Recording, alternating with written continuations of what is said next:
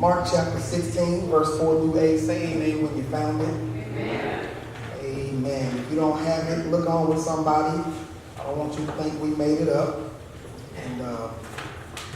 But there is a word from the Lord for us in this passage of Scripture. And it reads like this. And when they looked, they saw that the stone was rolled away, for it was very great.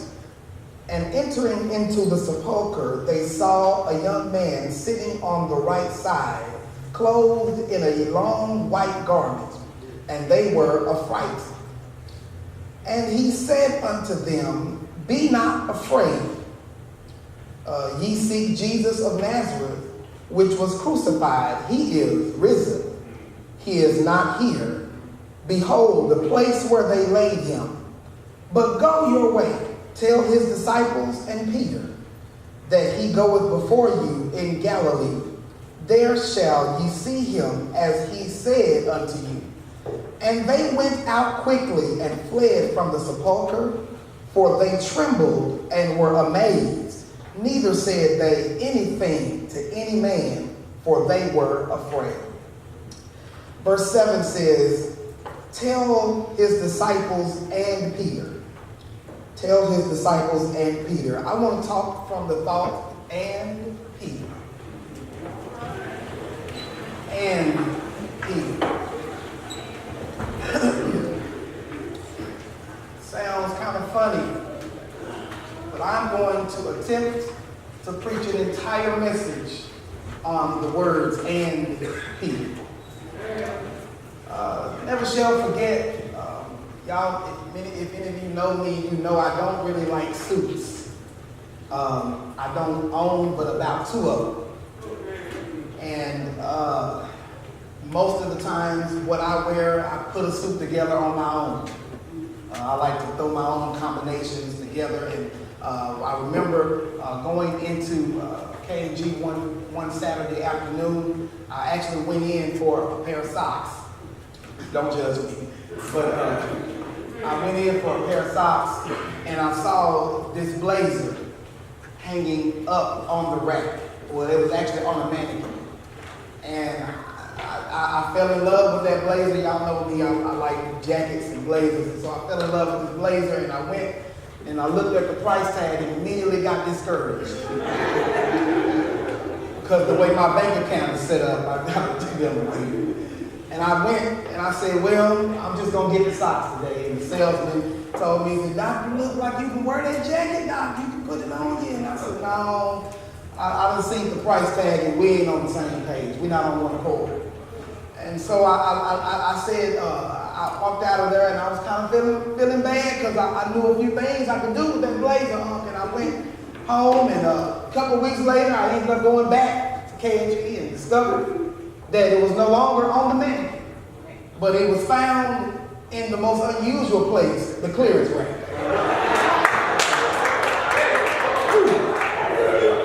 And somehow, because the jacket did not sell as well as they anticipated, they changed the price tag and moved it to the clearance rack.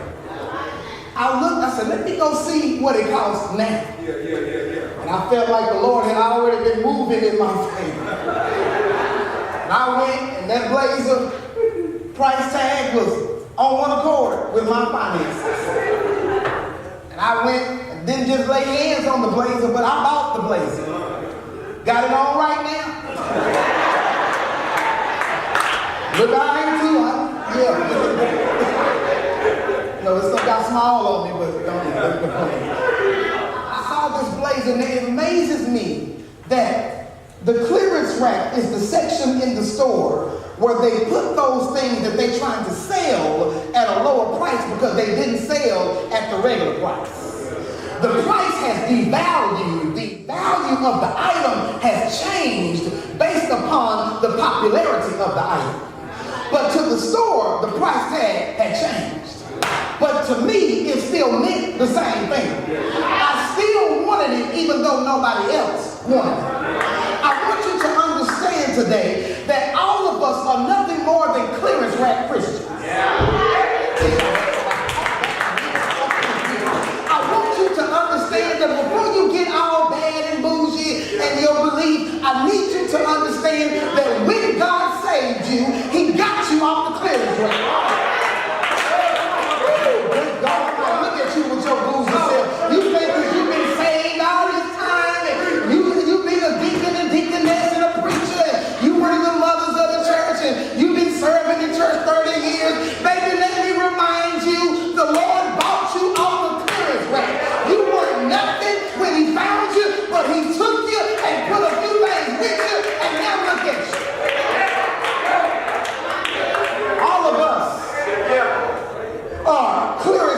believers.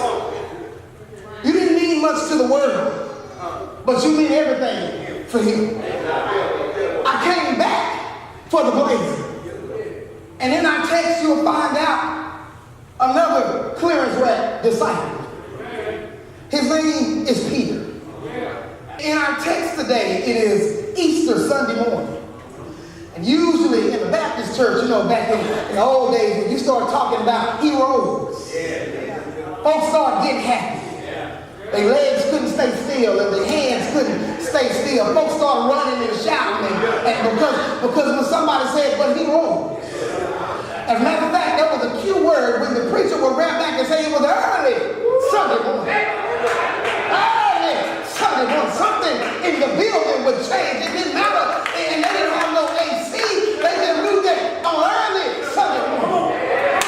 Something about Easter Sunday changed the climate culture of the sanctuary. I think we've gotten too dignified in our praise. And we need some deep revelations from the Bible. But whatever happened to just shouting because he lives. So it's Easter Sunday morning, and Mary and Mary show up at the tomb. They came to the tomb looking for Jesus. One translation says to them, why are you looking for the living amongst the dead? They came to anoint Jesus' body. They came because they could not somehow let go of Jesus in the flesh. They came looking for him, and the angel appeared unto them. They stayed up all night wondering who was going to roll the stone away. Because after all, they were just two women, and they didn't have that type of strength to remove the big old stone and way up to the grave. And when they got there, they realized that somebody had already done the work for them. I want to pull over and say a word right there. Stop worrying about what God done already worked out. What I want you to understand, they get there to the tomb and discover the stone is rolled away, and there's an angel sitting on the rock. And he says, why seek the living amongst the dead? They said, and the angel further tells them, he ain't here. He has risen. And the reason why we say he rose early Sunday morning is because they got there early and Jesus had already got up. See, the sun don't rise until the sun rises. You'll catch that on the way home. Oh, good God. Oh, I feel a whole Baptist this morning. I want to preach so bad. They get to this grave, to the grave site, and discover he ain't there because he has risen. And so he's down at the grave, and he said, I tell you what, if you want to find him, go to Galilee.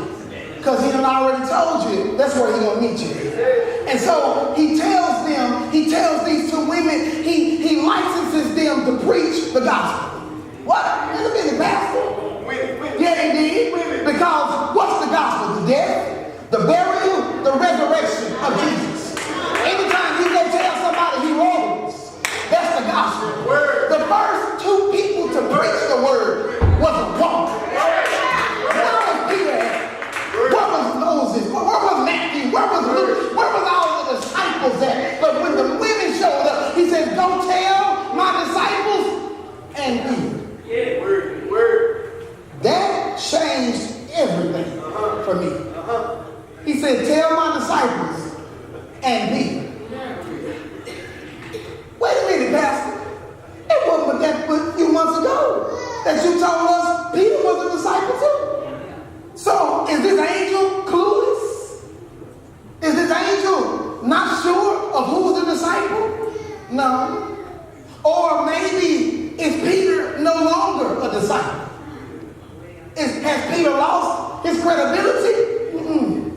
He says, tell his disciples and Peter. He may have lost his credibility with people, but he hadn't lost it with Jesus. Today's message is a character study on Peter. It is not a study on his entire life, but a deeper look into the pivotal moment that defined his entire ministry. Peter denied Jesus. And because of that, the angel had to tell him, don't get Peter too. Because Peter feels like he don't belong because of what he did. Peter's denial was worse than Judas' betrayal. See, we're not careful. We will assume that Judas committed the worst crime. But the denial was the worst crime.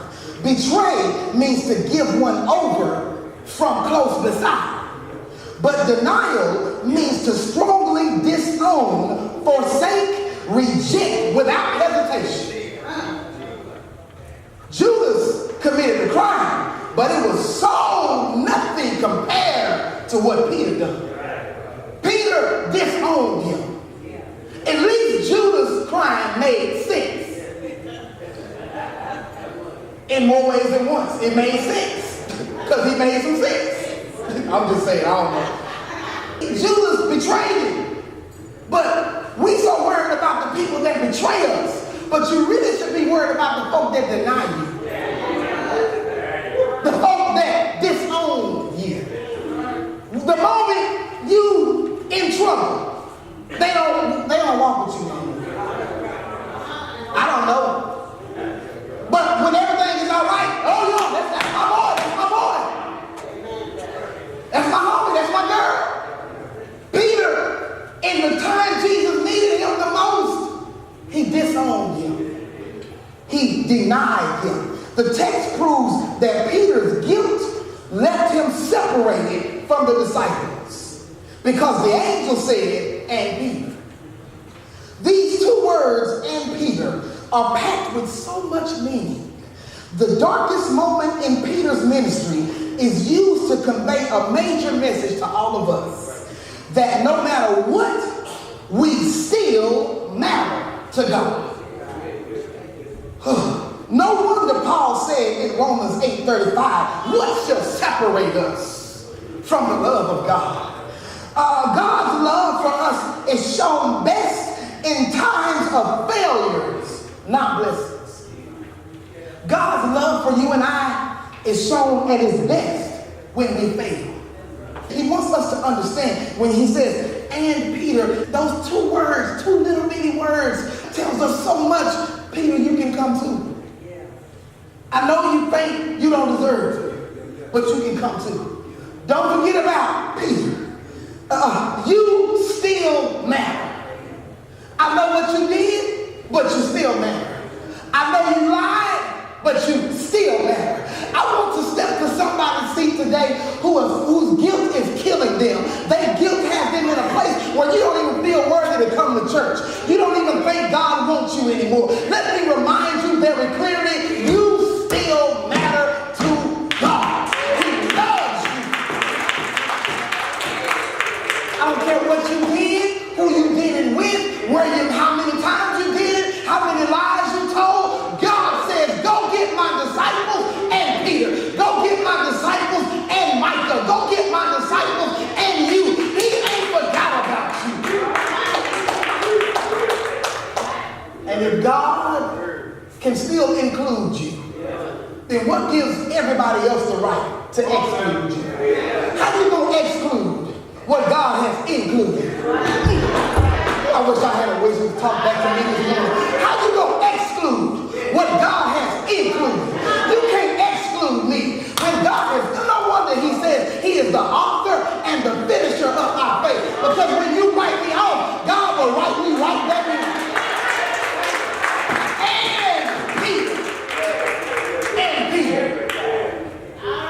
He wants us, moments in Peter's life show that we still matter. And Jesus teaches us why. And I don't want you to think, because I'm bouncing all over the Bible this morning, that I'm scatterbrained.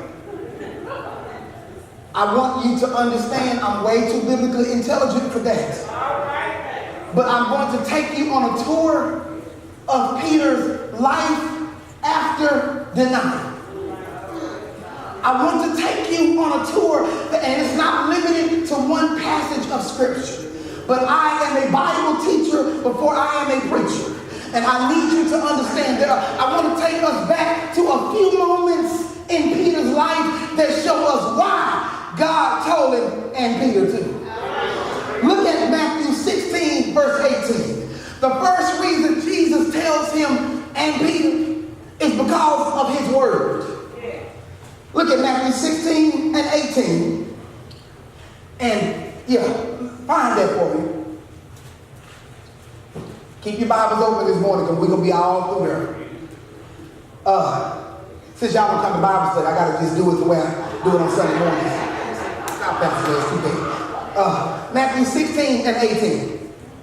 It says, and I say unto thee that thou art Peter, and upon this rock I will build my church, and the gates of hell shall not prevail against it.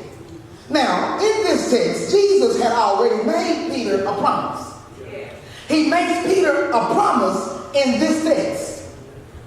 Now, I want you to understand what's going on here. Jesus is doing a pop quiz with his disciples, and he asked the disciples this question. He said, whom do men say that I am? And let me pull over there and say this. Listen, stop saying, I don't care what people think of me. You better. Because even Jesus wanted to know who men said he was. We can't walk around with this mentality, it don't matter what they think. Yes, it do. You can't kill your witness and still be a preacher. You can't kill your witness and still be a teacher. It matters what they think because they won't follow you if they don't believe you. So Jesus said, whom do men say that I am? And then the disciples say, well, some say you this person, and some say you that person. And then he says, okay, now, who do you say that I am? Because people's opinion only matters a little bit. But when you know him, you ought to know who he is. And before anybody else, Peter was that disciple that he had to have peppermint socks because he always kept his foot in his mouth. He would, oftentimes Peter talked more than he should and reacted too early. And so when he asked, whom do you say that I am? Peter said, I know that. Thou art the Christ. He gives the correct answer, and Jesus says, thou art Peter. When you know God, he'll remind you that he knows you. Wait a minute. But his name is not Peter. His name is Simon. The moment the Holy Ghost shows up and tells Peter who Jesus is, because Jesus told him, you didn't know that by yourself. Don't even start trying to feel yourself like that. You didn't get the credit on your own. The Holy Ghost revealed that to you. And so the Holy Ghost gets in him and gives him the correct answer. And Jesus changes his name from Simon to Peter. Simon. That word Simon, it means pebble. That word Peter means stone. Whew, I want you to understand the big difference between a pebble and a stone. Which is what makes the promise make sense. Because when you're a pebble, you can't build a church on a pebble. But you can build the church on a stone. I want somebody in here to understand the reason God ain't going to give up on you is because he changed you from a pebble to a stone. He's going to build with you. He says, Simon, you ain't Simon no more. You Peter. You've been promoted. And he says,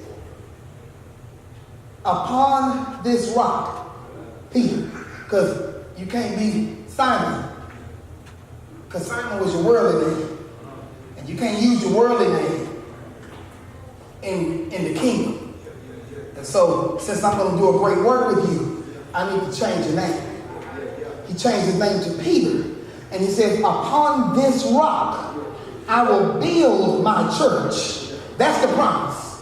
He makes Peter a promise long before he ever denies him. Long before Peter ever denied him, Jesus had already promised him right here, upon this rock, I will build my church. And the good news is, I don't care what hell do about it, the gates of hell will not prevail.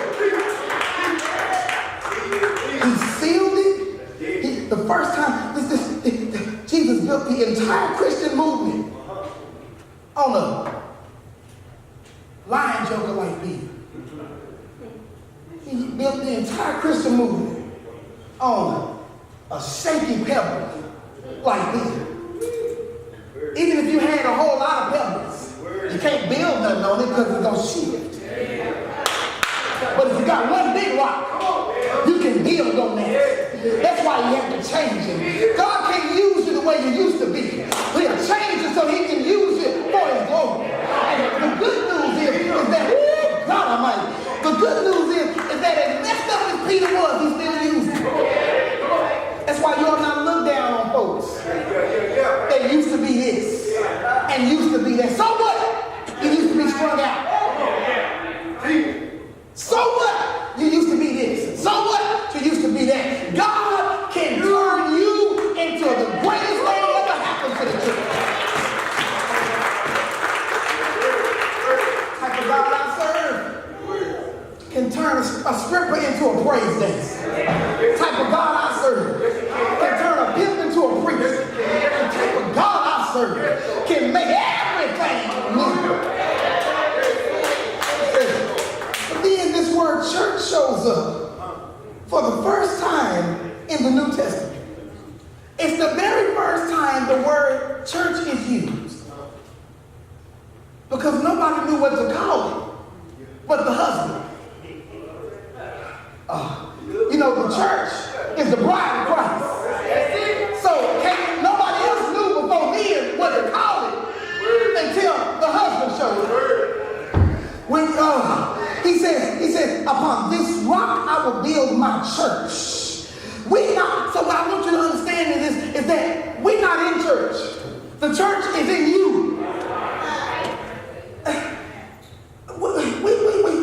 Y'all hear me? When we think we leave church. There's no such thing. I think I put a sign up at the exit doors right above it that says church begins here. Because what we do in here is worship. But what you do out there is church. This ain't the church. And a lot of folks are so concerned about this. Oh, what color the paint gonna be? What color the pews gonna be? Oh, turn this down. That's it. Just stop doing that. We ought to stop. Man, do church outside the church. We're so concerned about having church that we forgot to be the church. You are the church. He put the church in Peter. You can't build a church this ain't nothing but brick and mortar. If we all walked out of here right now and had church at the gas station next door, we still having church. You are the church. Y'all kill me when we leave church. And we leave the building, so we think we're not the church anymore. But let me remind you, when you go where you ain't got no business going, you still the church. Which leads me to ask, where have you taken Bethlehem? Where you been with the bread house? And I'm preaching it all this morning. Somebody holler at me. Where you been taking the bread house? Falling all up in the casino with a bad white shirt on and a Bethlehem t-shirt on. Come as you are. Take my name off your chest if you gonna go in there acting for me. All up in the liquor store. Pastor Michael D. Johnson. And you wonder what everybody got something to say about me. Preach, Pastor Jay. I'm trying to help you out here. You can't be doing that.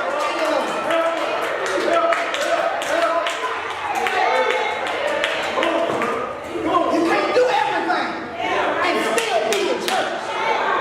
You are the church.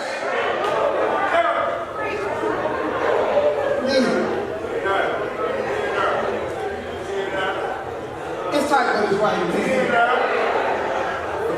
And then move on back. His word is the first reason why he didn't throw Peter away. The second reason was his will. Look at John chapter 21, verse 17. Look at John chapter 21, verse 17. He said, this right here. Yeah. He said, unto him the third time, Simon, son of Jonas, do you love me? Peter was grieved because he said unto him the third time, do you love me? And he said unto him, Lord, you know all things. You know that I love you. Jesus said unto him, well, feed my sheep. So we move from the promise for God's word that he gave me. Now we move to the will God has for his life. This is the second reason he said, and be. Because he had a will for his life. In this text, Jesus reinstates Peter back to his will for his life. See, this text is post-resurrection. It happened after the resurrection. And Peter had said, you know what? This Christian thing ain't for me. I done walked with the man, and I've been right by his side. I done cut folk and cussed and denied and all that stuff. And I just realized I ain't cut out for this. So he walks away from the ministry. He walks away from the ministry. And guess what he does? He goes back fishing.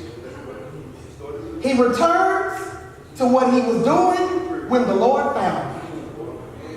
Ooh, can I teach right there, Tina? Can I teach a little bit right there? I am going to cast him in. Listen, Peter feels so bad about what he's done. He goes back to what he knows. He goes back to the life he had before Jesus. Isn't it funny how we can fail God so much we'll go back to dealing drugs? We'll go back to prostitution.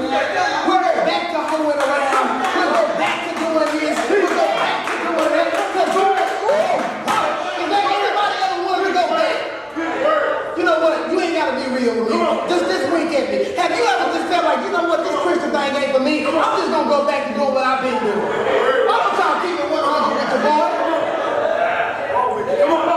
Because church folks get on my nerves. The stakes are too high. I can't live this life. I might well look. You know what? Fine. I'm getting a wrong guy and go to hell. At least I'll get some out of it. I might as well go back to what I've been doing.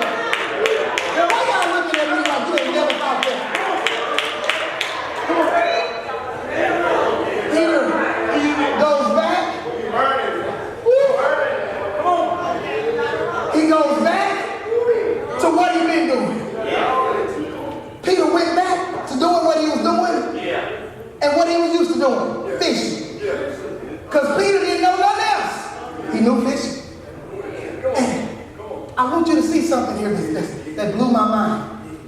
What you do for the world, you will be surprised how similar it is to what God wants you to do for him. I don't see that yet. Peter is a fisherman.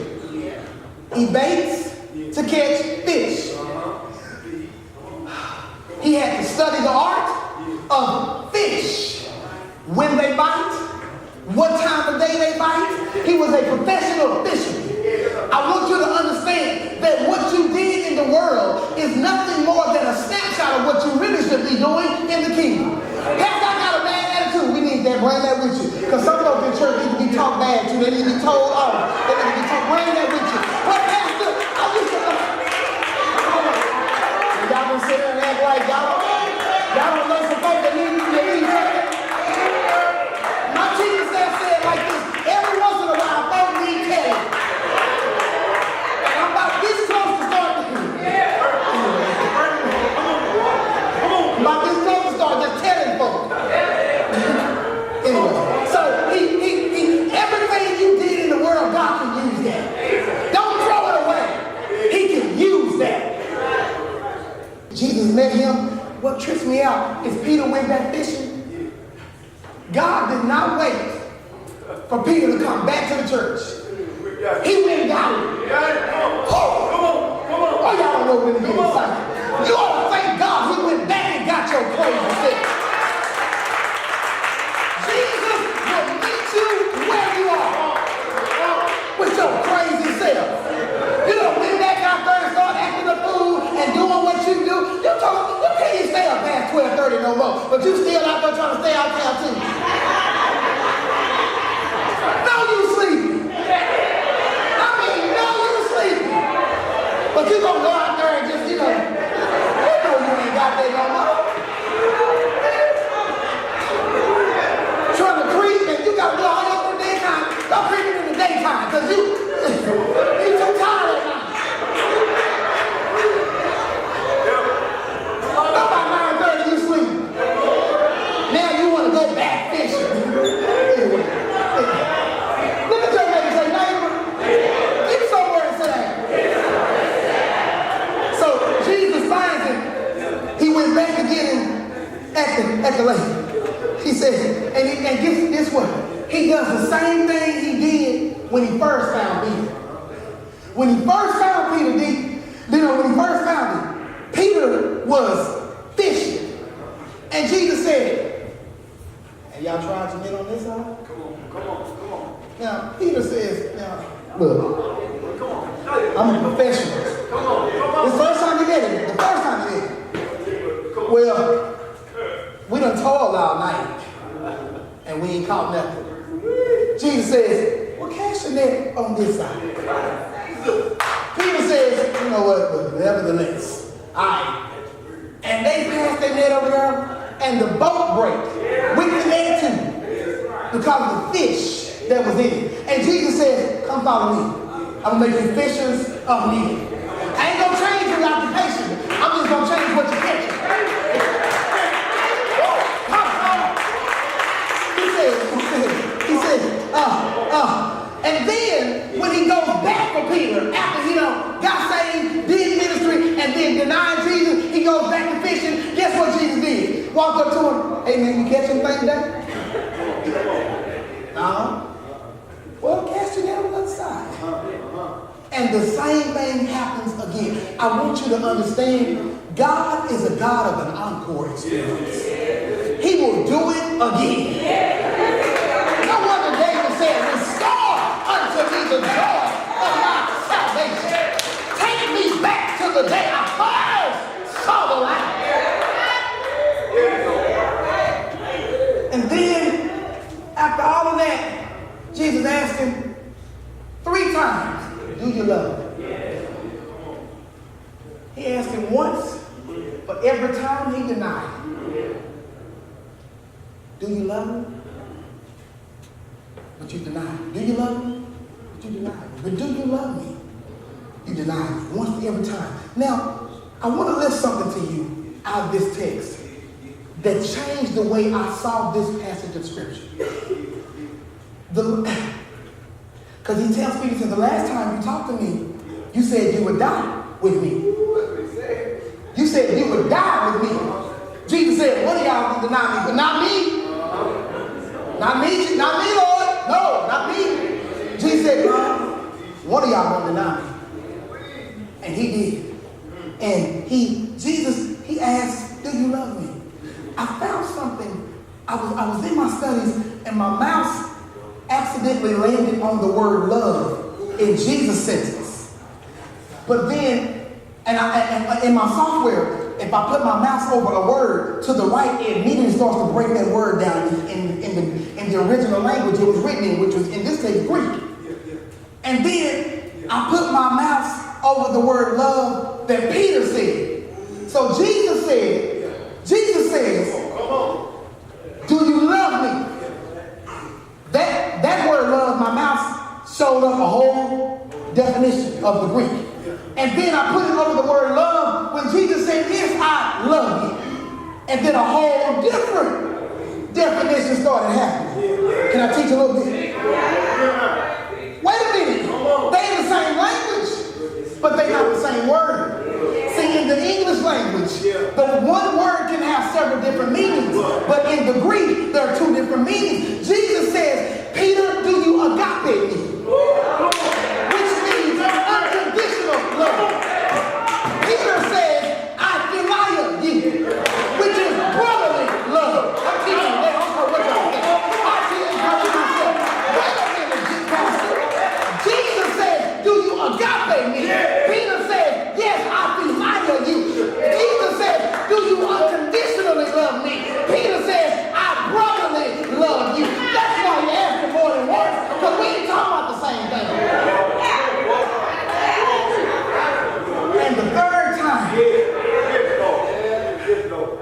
the third time, and how he says it. I put my mouse over it the third time Jesus asked. And he says, Peter, do you love me? That word love showed up to be delight. So what Jesus was asking him was this type of love. Peter responded with this type of love. And Jesus said, finally, do you delight in me? He said, yes. Why? Because Peter didn't want to lie to him again. He didn't want to tell him that again. Because the last time he told him, he agape him. But he didn't. Now, he just wants to be clean and honest. Lord, I can't say that because I don't know what's going to happen with you. But I do have brotherly love for you. He reinstates Peter to his will. He said, I know that, Peter, but I want you to feed my sheep anyway. Feed my sheep. The last thing is this, I'm done. The first reason he said, and Peter, was because of his word. Second reason was because of his will. The third reason was his work. Look at Acts chapter 2, verse 14, and then look at verse 16. And I'm done. Look at Acts chapter 2, verse 14 and 16. Text says, but Peter, standing up with the 11, lifted up his voice and said unto them, ye men of Judea, and all ye that dwell at Jerusalem, be this known unto you, and hearken to my words. But this is that which was spoken of by the prophet Joel. Look at it. The promise comes to pass now. You remember earlier when he said, upon this rock, I'll build my church. Now he's going to start building the church. This is what I like about it. The promise comes to pass. Peter preached for the first time. Peter preached his first sermon in Acts chapter 2. And the Bible declares that he preached so good that 3,000 people came to know Jesus. 3,000 people accepted Christ. Stop having a problem with mega churches. The first church was a mega church. Come on. He says, his work came. He built the church on Peter. Even though Peter had messed up, he still built the church on Peter. God will use anybody. Let's rise, you know. He'll use anybody to do great works with. Anybody glad he'll still use you? I said, anybody glad he'll still use you? I want you to help me preach this message. I want you to help me. I want you to stand up to your feet. Come on. And I want you to shake your neighbor's hand. And I want you to tell your neighbor, grab your neighbor by the hand and say, hello, neighbor. My name is Peter. Thank God he didn't leave me in my mess. Hello, neighbor. Hello, neighbor. My name is Peter. He came for me. Now lift your hands and say, thank you for coming back. Yes. Is there anybody here glad that he came back for you? Should have been dead, sleeping in my grave. But he showed up. Tell my disciples and Micah, tell my disciples and Sean, tell my disciples and Cliff, tell my disciples and Brandy, tell my disciples and George, tell my disciples and Ken, whoever you are, whatever you did, he still wants you. You ought to praise him.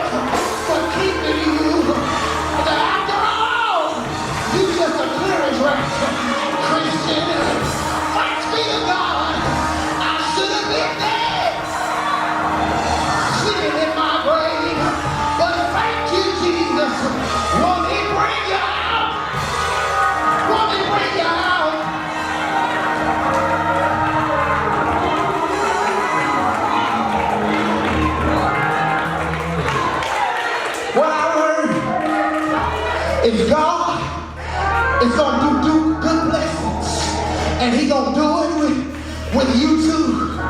He going to do it and Peter. God is blessing everybody and Peter. Are there any Peters in the building? Anybody ever messed up? Anybody ever messed up? I ain't talking to y'all who holier than thou, always getting saved. But is there anybody here? Anybody here? Yeah. Won't it bring you out? Yes. Yes. Yes.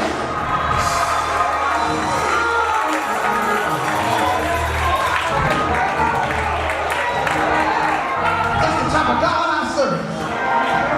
Can turn a misfit into a minister. That's the type of God I serve. Can turn somebody dirty into a disciple. That's the kind of God I serve. Stop looking down on the folks that done messed up. Because you too used to be Peter. But thanks be to God, He's still.